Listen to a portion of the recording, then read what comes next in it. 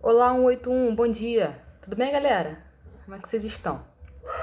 Queria dizer que eu tô com saudade de vocês e que vamos torcer para isso passar logo, para que a gente possa voltar logo ao normal, não é mesmo? Então, pessoal, eu decidi gravar esse vídeo para facilitar os estudos de vocês para as provas, correto?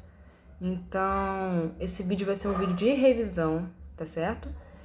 Onde eu vou aqui comentar sobre o assunto do bimestre inteiro, para refrescar aí a memória de vocês, para poder facilitar os estudos de vocês para as provas, tá bom, galera?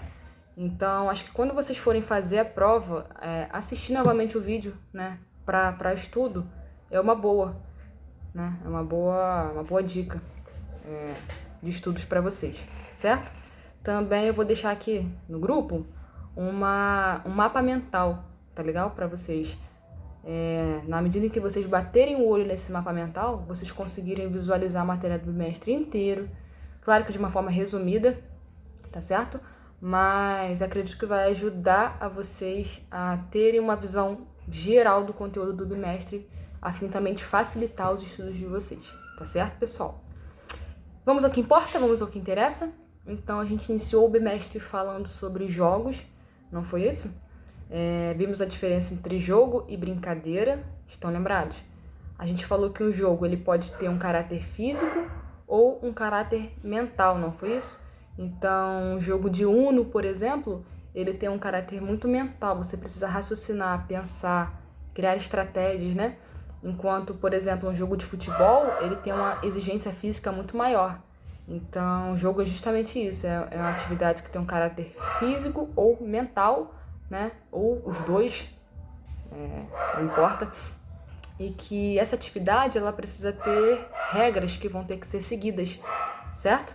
E essas regras vão dizer pra gente quem ganha ou quem perde. Então, se fulano ele seguiu as regras do jogo, ele vai ser um vencedor. Se não seguiu, ele não vai ganhar, certo? Então, para que haja um vencedor, precisa seguir as regras e elas que vão dizer pra gente quem vai ganhar e quem vai perder, ok? Então, a gente viu também que os jogos têm muitas classificações, são diversas, e que a gente escolheu apenas 5 para que a gente pudesse estudar durante o bimestre, porque se a gente fosse falar de todas elas, seriam muitas, a gente não teria tempo para isso, tá bom? Então, a gente escolheu as 5 principais. Estão lembrados quais são? Que eram jogos populares, jogos cooperativos, os jogos recreativos, os jogos de salão e os jogos eletrônicos, certo, pessoal? Então a gente iniciou falando dos jogos populares, que são aqueles que são passados de geração para geração. Então sua mãe jogou, sua avó, sua tia, seu tio, seja lá alguém mais velho do que você, né? Brincavam nas ruas, brincavam com os primos. E hoje também muita gente joga, né? Que é o caso da amarelinha, é o caso da peteca, do bobinho, do pique-bandeirinha. Esses tipos de jogos são chamados jogos populares, ok? Depois a gente viu também os jogos recreativos, que são aqueles jogos que têm por objetivo não dar muita ênfase em quem está ganhando, quem está perdendo, ou em quem vai ganhar e quem vai perder. Mas o objetivo principal é se divertir, certo? Então, vamos colocar que você vá à praia com seus primos e ali vocês decidam jogar peteca. É um jogo recreativo? É. Por que é recreativo? Porque ali, quem ganhar ou quem perder não vai fazer tanta diferença. Então, o objetivo ali é vocês brincarem, estarem juntos, correto? Agora, vamos dar o exemplo uma final de um jogo de futebol, final de um campeonato de futebol. É recreativo? Então, certamente que não, né? Os jogadores fazem aquilo ali como uma forma, como uma profissão, não é mesmo? Eles usam aquilo ali para sustento. Quem ganhar ou quem perder vai definir um campeão de um campeonato, né? Vamos colocar assim. Então, não é recreativo, é totalmente profissional, competitivo, já tem outro viés, tá certo? Então, após os jogos recreativos, a gente falou também dos jogos cooperativos, certo? Que o próprio nome já fala pra gente. Aqueles em que os jogadores cooperam entre si, se ajudam, né? Então, todo jogo que as pessoas precisam colaborar entre elas são chamados jogos cooperativos. Eu dei até o exemplo para vocês, né, do pique ajuda, pique corrente, né? No final a gente vê que tá uma mega corrente, todo mundo ali junto no mesmo propósito. E aí no final você já não sabe mais quem tá ganhando, quem perdeu. Então é um jogo onde todo mundo joga junto, todo mundo colabora, coopera para que o jogo ele tenha sentido e ele ocorra da melhor forma possível, ok? O próximo jogo que a gente viu foram jogos eletrônicos. Não, vou falar primeiro de salão, que facilita o entendimento. Os jogos de salão, né, que são aqueles que a gente diz que não precisam de muitos espaços para serem jogados. São os famosos jogos de tabuleiro, vamos colocar assim. Então, a gente tem o Banco Imobiliário, o Jogo da Vida, o Dominó, a gente tem aí o Uno, né, que a gente até já comentou.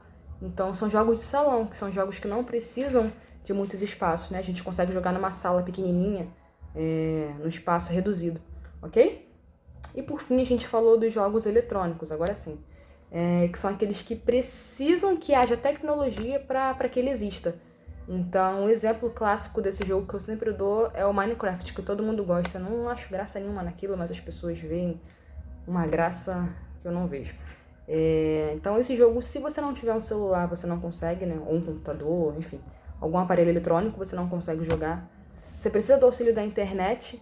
Então, é um jogo que demanda tecnologia para que ele exista. Então, aí a gente tem vários outros jogos, jogos de celular, jogos de videogame, de computador. Então, são jogos eletrônicos, né, que necessitam de tecnologia para que eles possam existir, que eles possam ser jogados, ok? A gente falou algumas características dos jogos, né, que tem jogo, ele normalmente ele é divertido, ele precisa ter regras, ele tem competição. Então, muitas pessoas podem jogar, né? Então a gente chama de coletivo, porque não necessariamente é uma ou duas pessoas que podem jogar. Então pode ser 2, 3, 5, obviamente, dependendo do jogo, né? Mas a gente não tem um número muito preciso, certo? Então várias pessoas podem jogar, isso daí é livre, tá legal?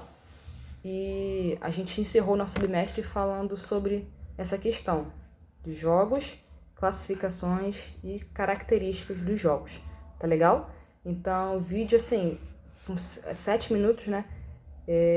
Se a gente pudesse resumir de uma forma bem geral o que a gente viu nesse bimestre, foi isso, tá bom? Nosso conteúdo de jogos tá aí nesse vídeo e espero que facilite o entendimento de vocês, que eu possa esclarecer ainda mais e tudo que a gente bateu um papo que a gente viu ao longo do bimestre.